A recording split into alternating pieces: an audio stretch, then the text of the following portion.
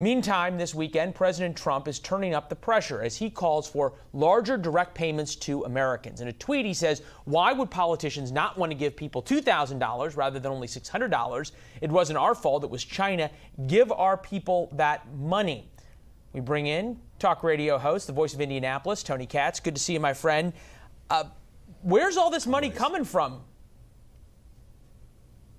I think it's still coming from China. I mean, that's, of course, the question. Where is all this money coming from? And what is the need for all this money, or who's causing the need? The president's not wrong that this virus comes from China, but a lot of this need comes from the fact that we have governors and mayors who have shut down businesses in a haphazard, non-scientific way, and it's still causing disaster. And $600, when you see all the places that they had money earmarked for, really does insult people to their core all across the country, from the coasts to the heart of the nation, that this isn't something that we should look at and say, oh, yeah, that sounds normal, that you're sending billions of dollars to the Egyptian military. There's nothing wrong with possibly working with the Egyptian military. There's something very wrong with doing that when you've got Americans who are told they can't go to work and feed their families. That's the fundamental issue.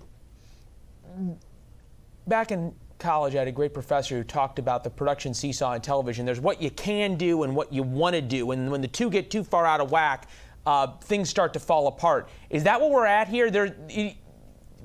Congress took 6 months to negotiate this. The idea they're going to renegotiate American foreign aid in the next 5 days? Really?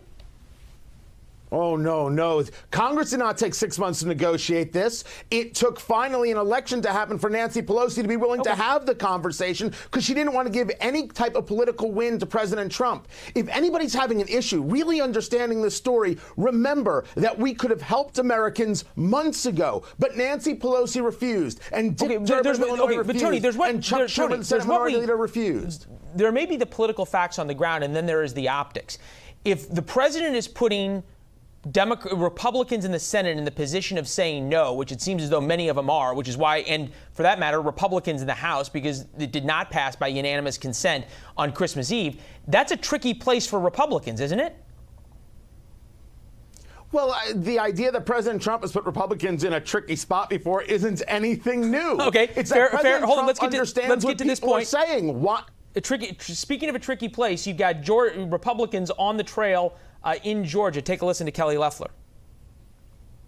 What David Perdue and I have been doing is fighting to make sure that every single Georgian can live the American dream. Like President Trump, we're business people, we're political outsiders. We went to Washington to work for you, and I've committed to you, I will never bring Washington to Georgia. I am taking Georgia to Washington. You know what's interesting? Her whole stump speech, never once did she talk about the COVID relief or the stimulus bill.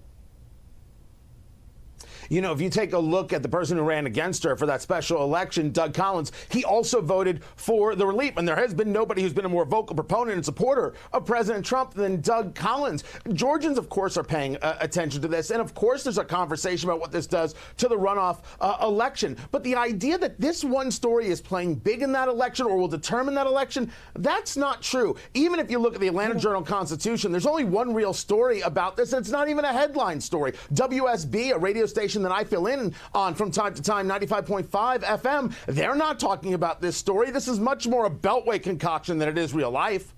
Well, it becomes about real life, as you pointed out, when you're talking about the people who need the $600 checks or the $2,000 checks. Many need so much more. Unemployment insurance runs out at the end of this week, as does the eviction moratorium. Tony, excellent points. Good to see you as always. You understand when I say I'm up against a hard break, it's true that I am, but I think there's going to be more to talk about in the coming weeks. We'll see you soon, my friend. Thank you. Happy New Year.